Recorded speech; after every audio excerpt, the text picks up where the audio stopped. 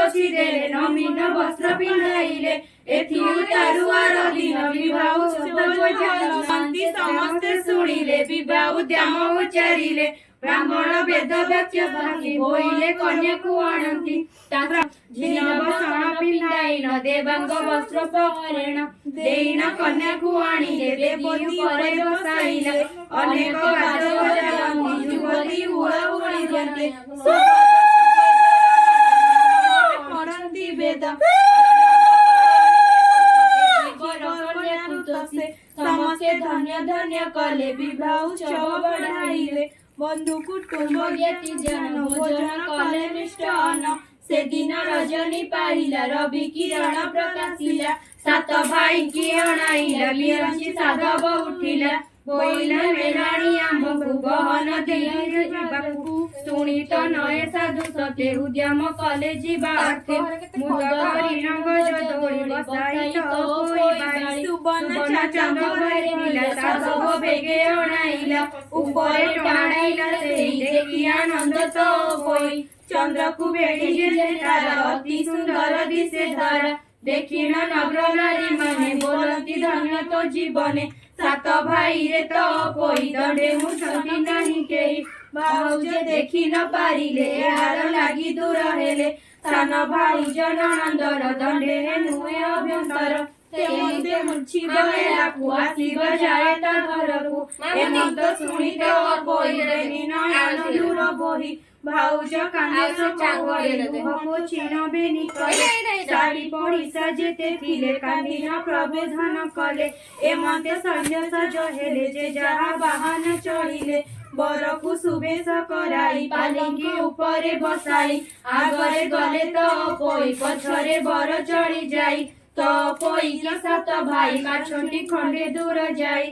बिरंची साधव को कही जे जहा रूपे मान्य होई लेउटी घर को आइले कन्या घेणीन से उगले जाई न मिलिले राज्य रे सुण अंतरे चौठी सात जे मंगला ए रूप सबु जे बढ़िला ए मते श्रीकृष्ण र बाणी रुक्मणी सत्यभामा सुनी बोलंती सुण देव हरि से स्वर्ग पछरी साधव घरे तो रहिला के मते स्वर्ग को आइला कहंती कमल लोचन सुण ग रमणी रतन से चित्र जेन स्वर्गपुर भाळई अचिर चिंतर निकट दिन आसी होई 16 बरस हुई नाही एमत सबय गंधर्व इंद्र को बोले आहे देव ताके पाइला मोर नारी दिन होइला आसी करी एबे मु करी के मंत विचारी कह सचिनाथ इंद्र बोलिले चित्रसेन 16 बरस जेउ दिन संपूर्ण होई बडी जेबे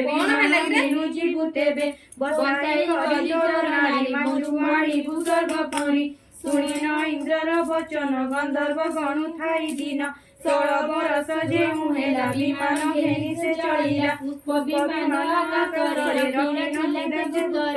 देखिए दैवर गति जहा कर्म से पूजंती तो कोई देवा पाई गंधर्व आसीथिला तनी सात मंगला विधि सारी अष्ट मंगला विधि करी तो कोई की भाई साथे बसाई गजदंत रथे घर को घेणीला गमती शून्य देखिला तार पति आसीन पथो गाड़ीला सबुको घौड़ाई देला तो कोई की घेरी जाई पुष्पक विमाने बसाई स्वर्ग रे जाई न मिलिला इंद्र छामुरे जणाइला मानव रूप तार गला देव शरीर प्रकाशिला आनंद होइबे निजने सुख रहिले स्वर्ग स्थाने कहई शिशु गोपीनाथ उदार शंख चक्र हस्त इति श्री रुक्मणी सत्यभामा विवाह स्वर्गगमनम नाम चतुर्थ अध्याय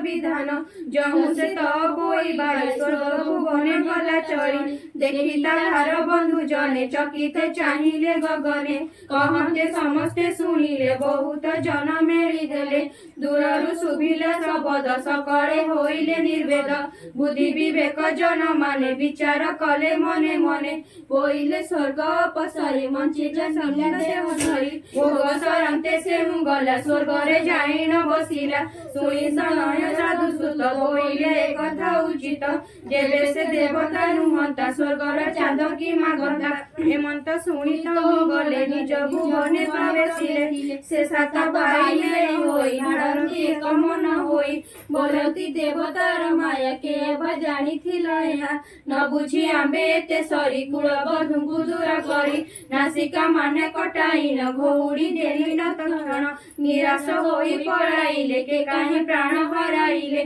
एबे करिबा आंबे किस सबु मरिबा खाई विष धन संपद कारण दैव देला जे कषण माता पियर घुमले आंब कषण न देखिले कहिण विकल हुअंती नयनु लतक गड़ांती बहुत पाइण कषण जगते शुभिला घोषण साधव सूत्र होई करी भारिजा देले दूर करी एबे पाइले एड़े दुख होइला अति निरीख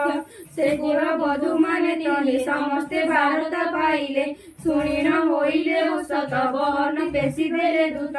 जे जहा अनुरूपे गले साधव मंदिर मिलिले कहिले सकल विधान शुणी होइले तो समन सकल बंधु घर गले भारिजा मानकु देखिले देखिन गले से रोदन बहई अश्रु घन घन सकल कथा मन जेहि बहुत हेले कुहा कोइले आस जीवा घर नाही जे कले निरबर बहुत कष्टरे आइले जे जहा सुखे राज्य कले धनस्तर सहिल नमल बहुत कले भी प्रदान पुत्र दुहित हेले जात हेमंत वंश प्रमित सेई साधव बहु जेते ओषा कले समस्ते भाद्रव मासर रविवार कुदुरु खुणी अध्यसार सेदिन उपवास करी मंगला देवी कुसुमरी ओषा मंदिर जत्न कले चुनरे जतन लिपिले मंगला देवी रूप धरि समस्ते मान्य कले देखी तात बोईत जे लिखिले तात भाइव बसाइले तो पोई कि मंग कोणे देखी नसिले जणे जणे बोइले पर सुंदर नाक काटिला सबु करी सान बहु दिन खाई मानकर दुलहना के बोले नणंद आंबर करिछु जेते उपकार के बोले दोली रे बसिला के बोले छेली जगी दिला के बोले भात मुसा माटली बनस्ते खाऊ खाइला खुंटी पाउस लुण ए खाइला तेनुटी भाई को कहिला तेनु बोलई इठारे तीक्षण छुरी देले करे पुणी ही नाक को काटिब आंब को बने भी बासिब एमंते परिहास करी कहंती साधवर नारी कहि उतार सबे गले जे जहा विधि से आनिले विविध फूलमाळ मान कर्पूर कस्तूरी चंदन आगरु धूप दीपावली बंदाई देले काकुड़ी मक्का जे कदली